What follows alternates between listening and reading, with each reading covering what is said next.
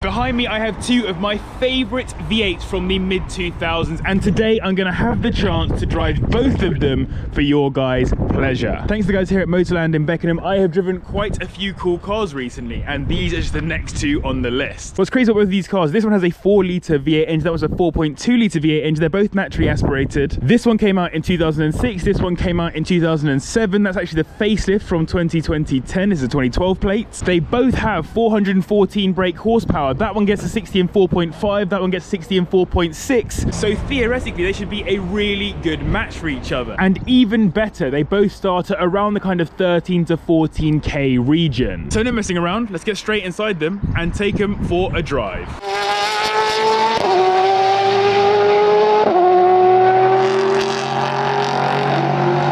So this is the second generation RS4. It is wider, lower, stiffer, more aggressive, more everything than its A4 and S4 equivalents. All-wheel drive, it's a quattro system, which is a Torsen.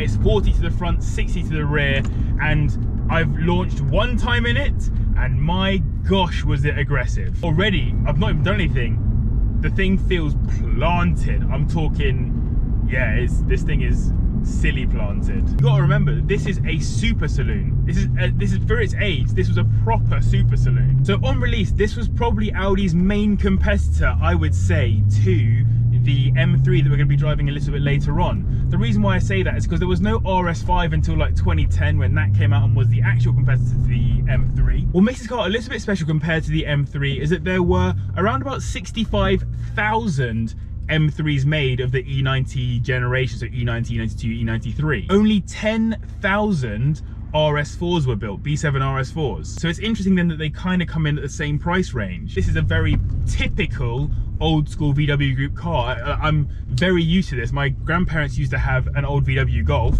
and the interior of this is very similar. Like, not in a bad way. It's obviously much more premium, much nicer. I love the carbon fiber around me. Obviously, I'm a huge carbon fiber guy, but it feels very homely. These switches are the same ones from the Golf of the same era. Like, a lot of it is very normal for me. And what is even more normal for me, and I absolutely love, is having a manual gearbox. The M3 I'm driving later is a DCT. I love the DCT, I think it's a great gearbox, don't get me wrong, but I'm a manual guy at my core. I hate to out myself like that, but I love a manual car.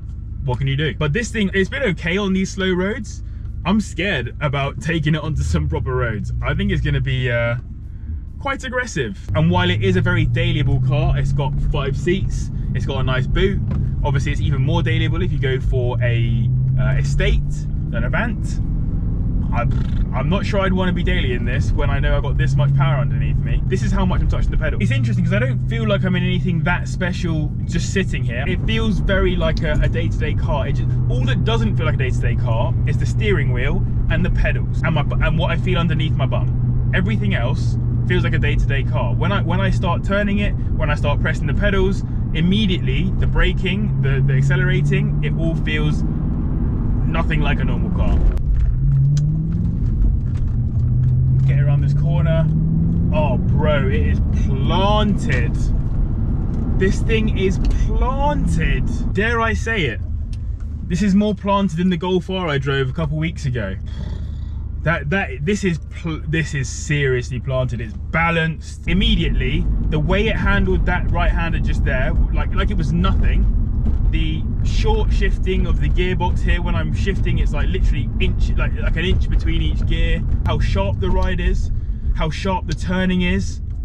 Immediately my brain is thinking to itself like driver's car. Now we've got an opportunity here.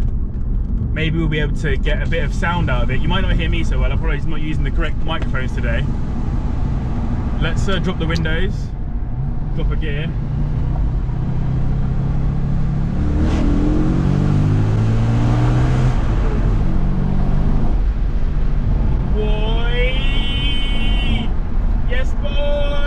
Yeah, this thing is quick. It's putting a good smile on my face. I'm happy, I'm pleased, I'm in my own lane, I'm moisturized. Oh my gosh. Mate, you get it. Surely you get it. This is a sick car. I'm a man who likes cars broadly, right? Like, I'm a very kind car reviewer because I try and find the good in every car that I drive. I like cars, I enjoy driving them. It's one of my favorite things to do is drive cars, and when I get the pleasure of driving something like this, it's amazing. Now, obviously there's some stuff that's trash about it, like the infotainment is old. I don't care about infotainment. I don't care about any of those things. They don't do anything for me.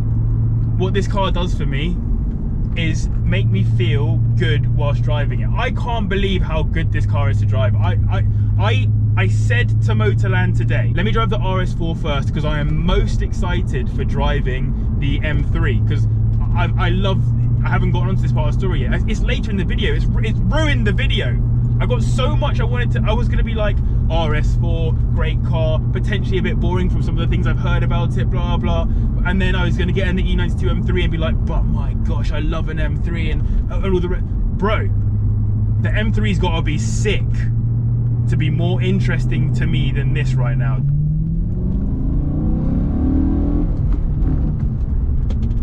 The brakes are good. Thought I'd just test them there.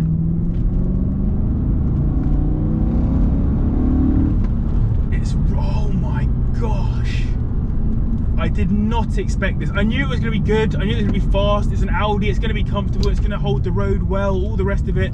Yeah, that's fine, obviously, like, that's what it's built to do. I can't believe how good this is. I can't believe how good this is. I feel like I'm playing a video game. If only I was on, I'm gonna get to some more open roads in a sec. I can't send it on these really, because though they are national speed limit, I've got other cars and it's quite tight and twisty and all the rest of it, so. Oh, this is good. This is seriously good. This is not very good motoring journalism. I'm not telling you anything about the car. As I said, it feels like a video game. It's pointed, it's planted. I feel like I've got infinite confidence. I'm not pushing this car at all compared to what it could achieve. The engine is strong. I love the feeling of it almost being like a rear-wheel drive car, but then you've got that front end to do the rest of it. It doesn't want to drive slowly. When I was driving it around in town just then, I was surprised straight away at how jerky it was. You have to be quite aggressive on the clutch to make sure that you're getting a smooth ride out of it. But now that I'm actually sending it on some nice roads and I know what this car wants, I could track day this car tomorrow and I feel like I'll be able to push the limit of it. It's fast, it's not too fast. Maybe the Golf R is a little bit quicker than it, maybe, in terms of just out and out performance, but it's newer, it's much more, it's got years of tech and road hoeing, all of the rest of it on side. It does not feel like this.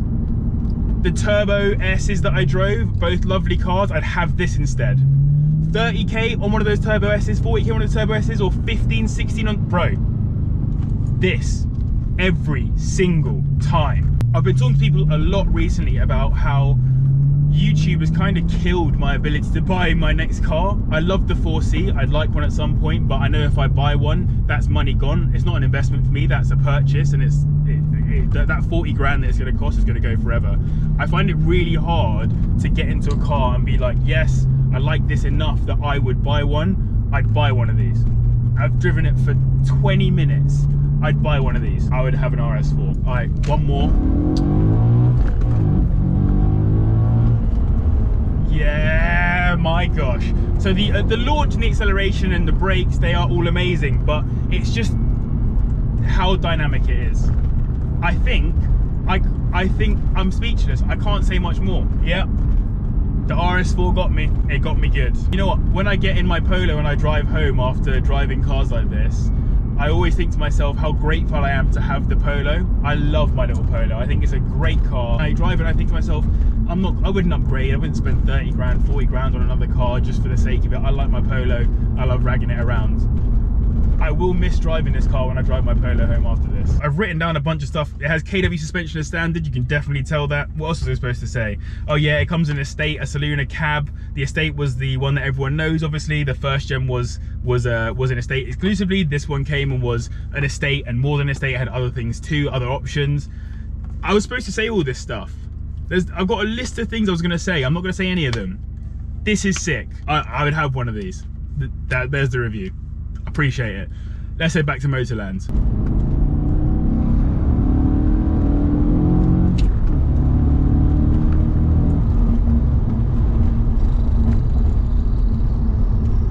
They always say don't meet your heroes, but I'm going to suggest definitely don't meet your heroes immediately after driving an RS4 that completely blows you away in a way that you literally never expected it to. It's not quite as catchy as that statement. Right, so before we even go anywhere, this car has a Scorpion exhaust on it.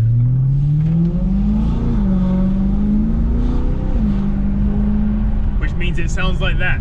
Not only has it got a Scorpion exhaust on it, it's got a couple of M Performance parts as well, like the M Performance rear spoiler and a few other little bits and bobs like that that look quite good. Now the main difference obviously between this and the RS4 straight wheel, there's two of them. One is that it's rear wheel drive like a proper BMW should be, and the second one is that it is an automatic.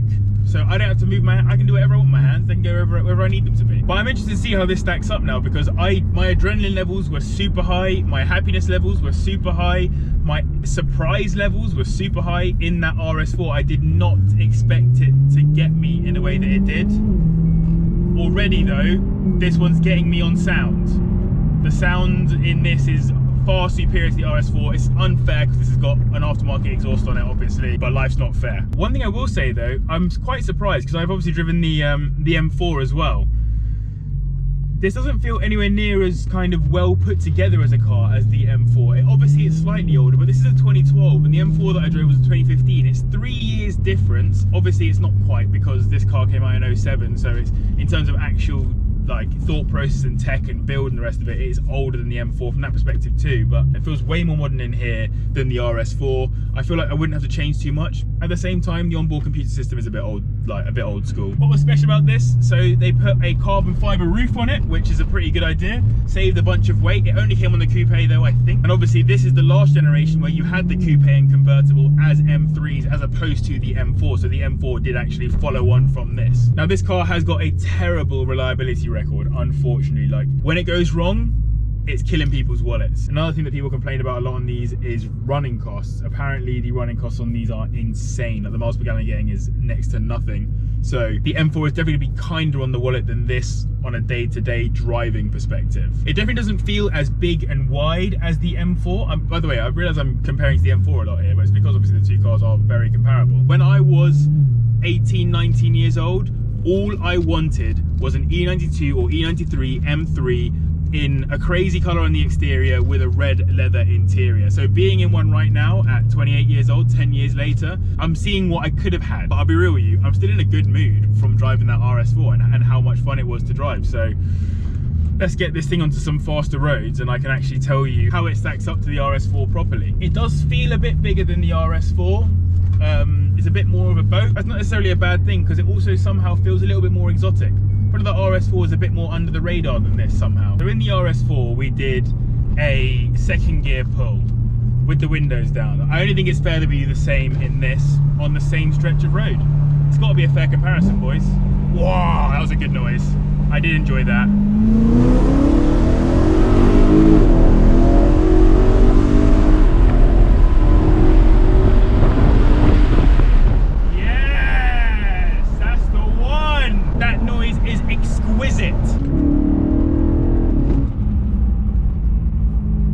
Yeah, man. One thing I was very worried about was that the DCT was going to feel super old in this and like it just wouldn't want to change gear properly on time when you want it to. It was going to feel unresponsive, and when I was driving at slow speeds and I switched it into manual, it was doing exactly that. It was kind of going a bit unresponsibly through gears, but I understand why, because again, like the RS4, it wants to go fast. I think the RS4 was more surprisingly fast. Again, I had to be more in control of it because I was using my my actual hand here on the gears rather than playing a video game with the steering wheel. But I do like it. I think today, rather than like giving you guys a proper good journalistic video, I'm just out for a jolly. I am literally just out for a jolly in two cars that I have absolutely loved, and just straight away. And now that I'm onto these like more dynamic roads, I can tell straight away, like, I know why people like these. It reminds me of the M4 in certain aspects, and in other ways it doesn't, in the best kind of way, because it just feels like old again. I can't believe the fuel gauge is on already. I just put £15 in it, and it's Mate, I'm gonna need to drive slowly. I'm gonna say that the RS4 is faster. I definitely think the RS4 is faster than this, but it's a similar story. Like, it's very dynamic, it's very pointed in the corners. I just prefer older cars, I'm sorry. I will drive a million new cars and think that they're amazing, like, but it doesn't give you this feeling, this like slightly more raw feeling. And you can go older than this and you get that feeling even more. It's almost like the more you go back, the more you get this feeling. And I'm not someone who wants things to be how they were back in the old days. Like, that's not who I am as a person. I like things getting newer, fresher. Change to me is good. I like change. When it comes to cars though, I want them to feel like this.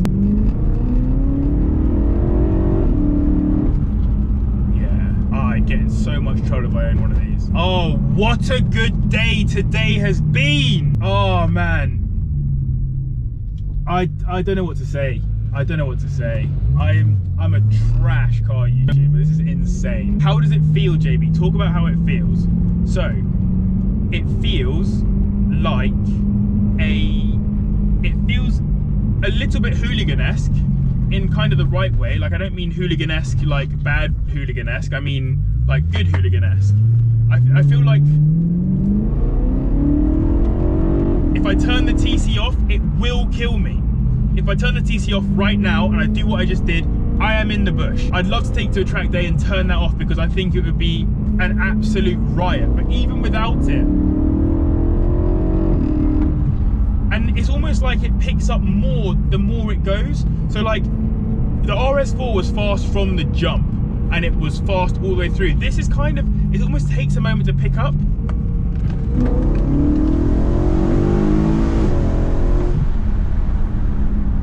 Yeah, it takes a moment to pick up, but then once it's picked up, it just goes. And when you go into the corners, because it's rear wheel drive, the back wants to go that way and the front wants to go that way. So it's quite a nice pointed experience. I don't think it's as planted as the RS4. The RS4 was, I suppose, the thing that really made me feel amazing about driving that RS4 was just how planted it felt.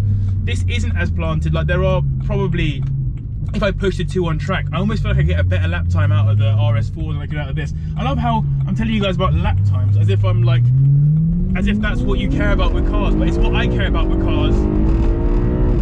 Even with TC on, the rear wheels spinning as I pull out there, boy! Yeah, it's quick. It's quick. But yeah, that's the kind of stuff that I care about. I like cars that I can thrash, that I can drive fast, that I can put through their paces, that make me feel confident. When I enter into a corner, I want to feel confident, but the right kind of confident. Like, me and the car are working together. I'm important to the driving process. I feel like in this car, I'm important to the driving process. In the RS4, I felt like I was important to the driving process. In the 992 Turbo S, I didn't feel like I was important at all. In this, I feel relevant. I feel like I am in charge. But at any moment, the car could be in charge. And that's what I like about driving cars fast. That TC off button, it's looking at me some kind of way right now. Switch you off, you say. Have a bit more fun, you say. Come now, you know I can't do that. If you can grab either one of these for like the 15 to 20k region, the RS4 or the M3, and you drive it around and you enjoy it, you're gonna have the best time. The best time. I really like both of these cars.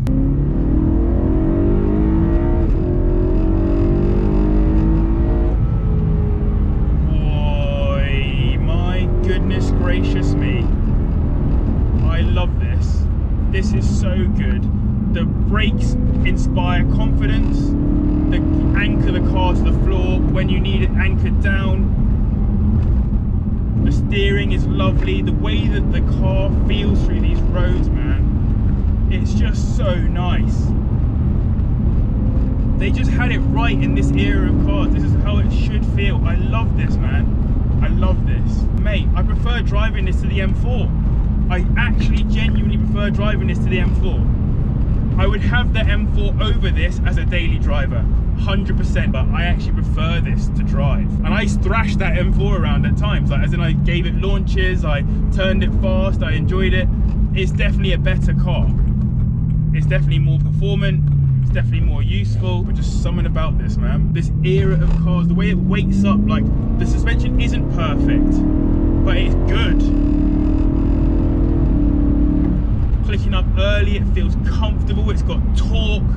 Oh yeah, mate. It's just a car for car people. It's just a car for car people. And I mean car people. I don't mean people who like to get into a flashy car and show off. It's a car, like, it's a car that feels good to drive, and the RS4 was similar. I don't want to come out of this review saying that, oh, they're both equally great. There's no benefit to you guys from that. Like, you haven't learned anything from that.